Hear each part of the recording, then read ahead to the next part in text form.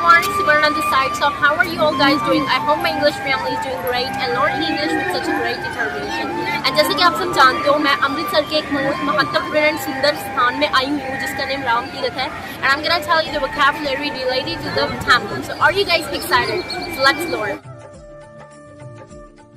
Alright, I'm gonna take off my footwear. इधर मैंने एक phrasal verb का इस्तेमाल करा. Take off का मतलब उतारना होता है. It can be anything like a sweater, footwear, anything. And secondly, you need to have a foot bath. Foot bath यानी कि पैर धोना. किसी भी धार्मिक स्थान के अंदर जाने से पहले make sure you wash your hands properly as well. It's mandatory.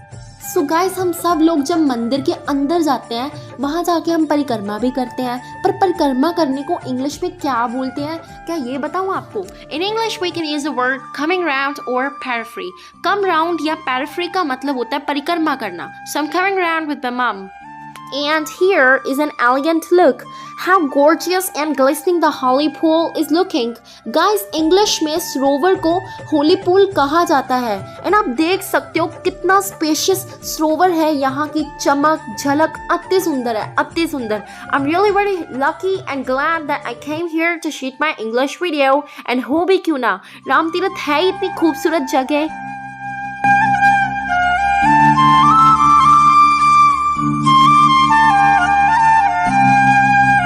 And आपको एक और बात बता दूं, यहाँ तीर्थ यात्री या फिर श्रद्धालु जो आप देखोगे उनको इंग्लिश में हम पिलग्रिम्स कहेंगे. तीर्थ यात्री यानी कि जो दूर दूर से आते हैं मंदिर गुरुद्वारों में मत्था टेकने के लिए, उनको इंग्लिश में पिलग्रिम्स कहा जाता है. एंड जो तीर्थ स्थान होता है उसको इंग्लिश में पिलग्रिमेज कहते हैं. As told by me earlier in the previous video. And here are the basil leaves, जिसे हम हिंदी में तुलसी के पत्ते बोलते हैं. It is considered as a significant part in Hindu religion.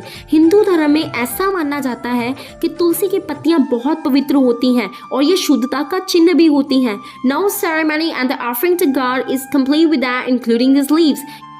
आगे बढ़ते हुए गाइस, जैसे कि मैंने आपको पहले भी बताया, राम तीर्थ एक बहुत ही बड़ा धार्मिक स्थान है. इसके अंदर भी बहुत ज़्यादा मंदिर हैं. So here I am folding my hands and buying my head. Folding the hands का मतलब हाथ जोड़ना एंड बोइंग द हेड का मतलब जब आप अपना सर नीचे झुकाते हो प्रार्थना करने के लिए, उसको बोइंग द हेड भी कह सकते हैं. End of course you can also use the word genuflect as told by me in the earlier video.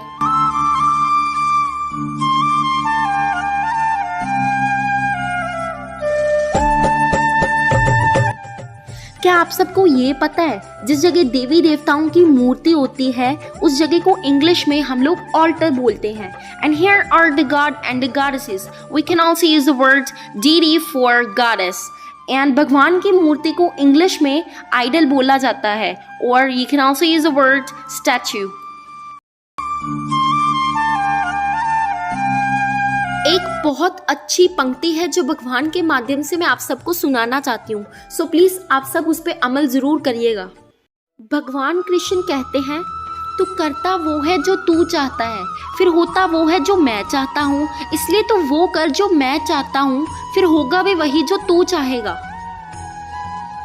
Hey, you do that what you want, but it happens according to my wish. So do that what I want and everything will happen according to your wish. And do you know what is a demon?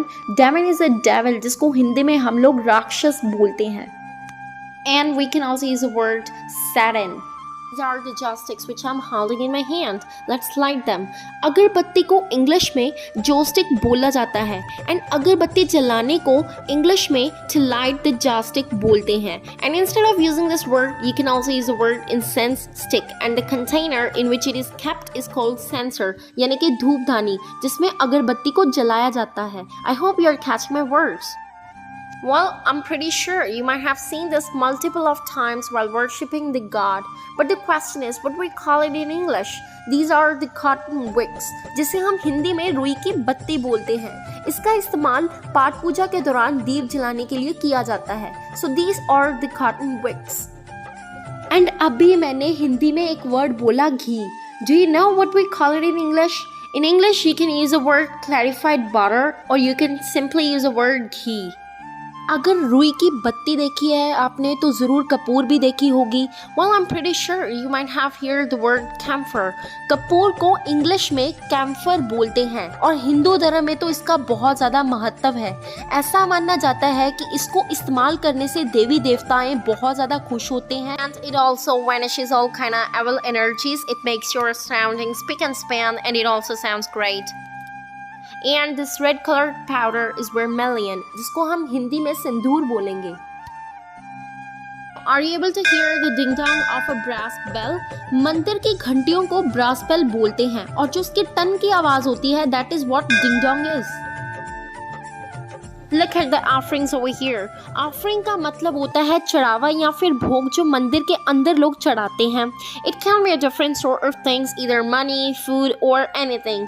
अगर आप sentence में बोलना चाहते हो, you'll say I offered the offerings in a temple. Now the priest is gonna apply an anoint, a red mark on my forehead. But what does it mean? Anoint, red mark का मतलब तिलक होता है और मैंने यहाँ पे एक priest word का इस्तेमाल करा जिसका मतलब पुजारी होता है और अप्लाई करने का मतलब लगाना. So I've got an anoint on my forehead. क्या आपको बैकग्राउंड से कोई भजन या फिर कीर्तन की आवाज आ रही है? आपकी जानकारी के लिए बता दूं कि इंग्लिश में हम use the word sound, chant or any of the words. जब हम भजन गाते हैं उसको इंग्लिश में साल्मोडाइज बोला जाता है. Here priests are salmodizing.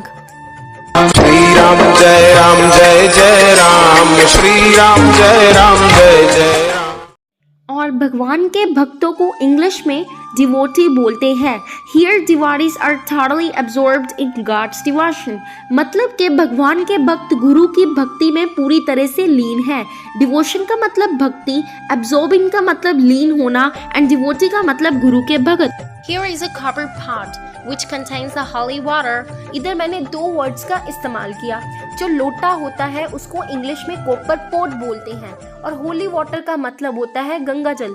ये बहुत ही शुद्ध और पवित्र माना जाता है. पिछली वीडियो में मैंने आपको प्रसाद की इंग्लिश होली फूड बताई थी. अब एक और अच्छा सा प्यारा सा वर्ड है दैट इज एम्ब्रोसिया. प्रसाद लेने को इंग्लिश में टू टेक ब्लेस्ड फूड बोलेंगे. And I hope you are catching my points. और ये आपने ऐसे हार बहुत बार मंदिर में देखे होंगे, but in English we call it garland. A garland is a decorative wreath of flowers which is worn around neck or hung on an inanimate object. Now, conch is the shell of the ritual and the religious importance. In Hindi we call it shank and shank bajana, but in English में blow the conch करेंगे. Now, this is how it sounds. Let's light some earthen lamp. मिट्टी के दियों को हम लोग English में earthen lamps बोलते हैं. Sometimes when we are reading the holy books, you might have been counting the rosary beads on your fingertips. To count the rosary bead का मतलब माला को जपना.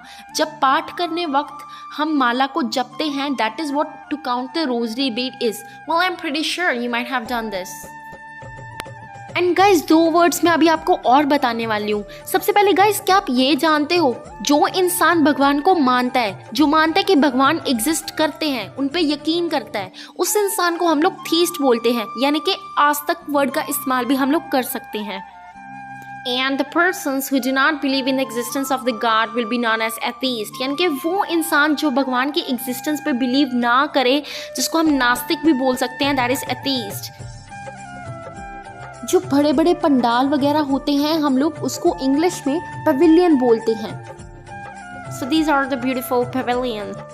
In temple you might have seen the monks outside or inside the temple. Monks यानी कि साधु संत. They are wearing the robes of saffron hue. Saffron का मतलब होता है केसरी, hue यानी कि रंग, यानी कि उन्होंने केसरी रंग की पोशाक पहनी होती है. एंड बहुत से लोग इस वर्ड को गलत प्रोनाउंस करते हैं, यानी कि monk. No, the right pronunciation of the word is monk.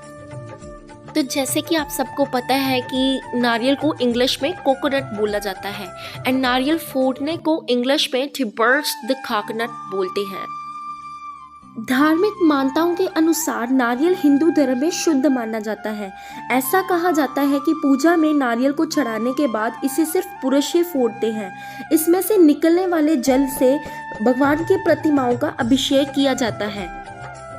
And guys हमारा नेक्स्ट वर्ड है जागरण। जागरण यानी कि जब हम पूरी रात जागते हैं और भगवान का स्मरण करते हैं, उसी को जागरण बोला जाता है। It is an act of keeping awake in a period of wakefulness. It is an event or a period of time when a person stays in a place, prays especially at night, is called vigil. जागरण को English में vigil बोला जाता है। So here's the end of this video. I hope you guys got a lot to learn from this video and खास करके मैंने video को हिंदी में बनाया ताकि हर कोई अच्छे से सीख सके with a better and deep understanding. And again अगर वीडियो में कुछ ना कुछ गलती हुई हो, मेरे अल्फाज गलत हो, तो मुझे दिल से माफ करना ताकि मैं वीडियो को नेक्स्ट टाइम से और ज़्यादा इम्प्रूव कर सकूँ. And thank you so much for watching the entire video. If you like the video, make sure you subscribe my channel and like, comment my videos. And of course in comment, please let me know how was the video and give me ideas so that next time I should shoot a video on that time. So thank you so much.